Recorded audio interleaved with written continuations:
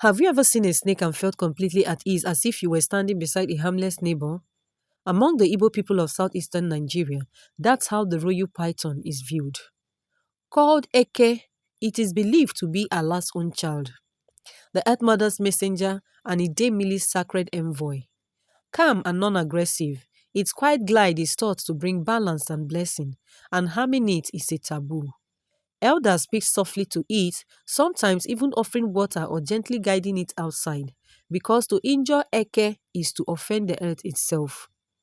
But one Hamatan morning in Umuaka village, that ancient trust was broken, and what followed will shake the land, test old traditions, and remind everyone why the python is never just a snake.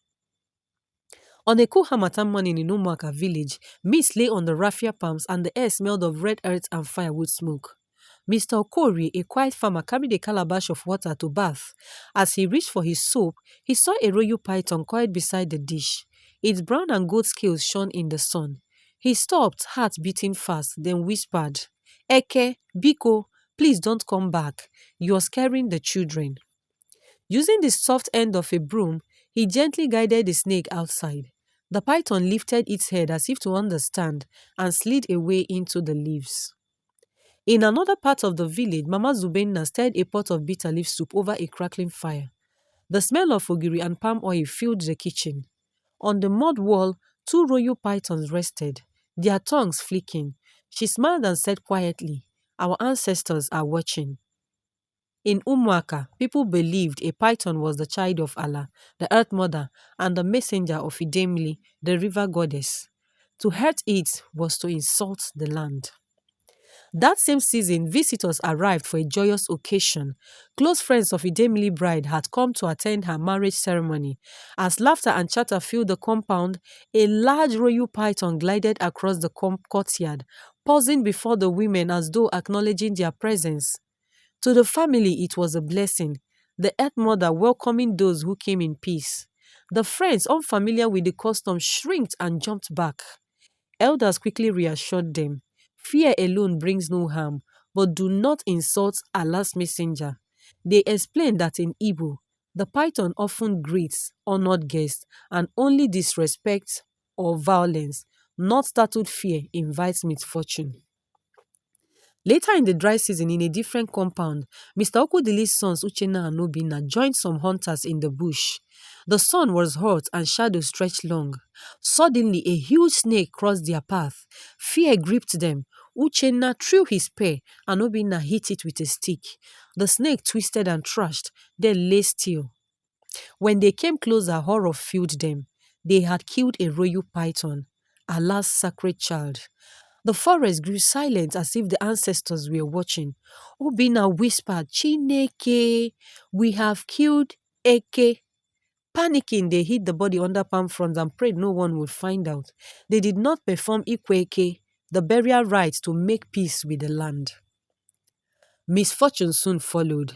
Yam leaves turned yellow, goats miscarried, relatives died suddenly. Then one evening, on his way back from the farm, Okudili met a giant python blocking his path. When he tried another way, another python blocked him. Villagers whispered, This is a sign that Allah is angry. And even after offerings of kola nut and palm wine to appease Allah, the troubles continued. The elders called Dibia the priest of Idemili. He cast his cowries and said, Allah's staff has been broken, and her tears wet the earth. A sacred messenger was killed without honor, and until it is laid to rest, your land will not prosper. That night, Uchenna's voice shook as he confessed, Papa, we killed Eke. We thought it was just an ordinary snake. Obina cried beside him. Okudiri felt anger and sorrow, but knew confession was the first step. At dawn, Mr. Okudili took his family to the elders under the Udara tree. They had brought the fine to appease Allah, a goat, a fowl, palm wine, and kola nuts. A carver made a wooden python, wrapped it in white cloth like a human body. Women wailed as men dug a grave under sacred trees. The dibia poured palm wine on the earth and prayed, Allah, forgive your children. Idemili, let your anger pass. Let the land remember mercy. For 7 nights, Uchenna and Obinna slept outside the family compound under the stars to show humility. On the seventh day, the dibia sprinkled them with river water and said, "Rise, the land has forgiven you." Soon the yams turned green again, goats gave birth, and laughter returned to Umuaka. Around the fire, the villagers told the story, always ending with a proverb, "Onye metalo ala, ale metalo ya," who offends the earth will be answered by the earth. This is not merely a village tale, it is a cultural lesson. Picture the evening drums of Ogidi beating across the red earth, the smell of roasted yam in the air, and the moon shining on Idemili's shrine. A royal python glides across the compound floor, not rushing, not angry, but moving like a quiet messenger. As the elders say, Eka nage agbo ọsọ n'efu, the python does not move for nothing. Among the Igbo, Eke is Nwala, the child of Allah, the earth mother and the messenger of Idemili.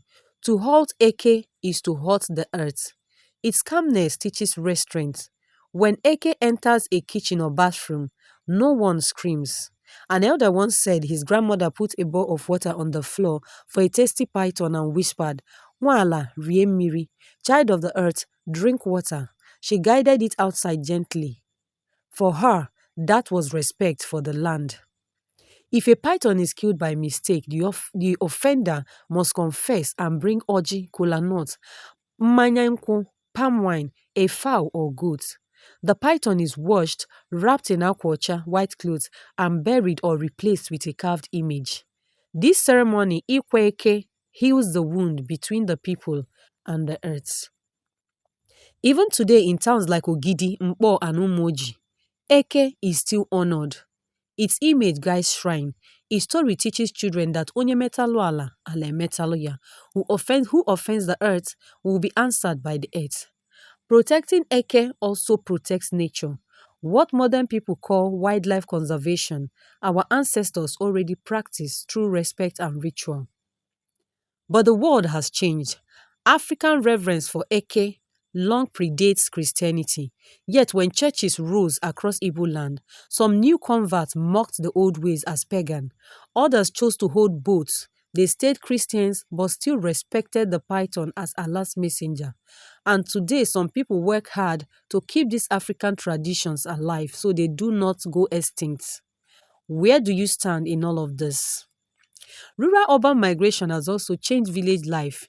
People now move between different towns and villages, and not everyone understands or respects each other's custom. What is sacred in one place might be ordinary in another. My aunt warned me clearly recently, if you see Eke today, don't just relax. Long ago, we trusted it completely. But now, because outsiders have killed its king, the python can be afraid and may strike to protect itself. This simple warning shows how the bond between the land and its messengers have been weakened. Even with glass buildings and Wi-Fi everywhere, do we still carry that old respect in our hearts? Or have we forgotten the wisdom that says the earth is always watching? As Christian text says, the seed of the woman shall crush the serpent's head, and the serpent shall bruise his heel, creating an enmity between humans and snake.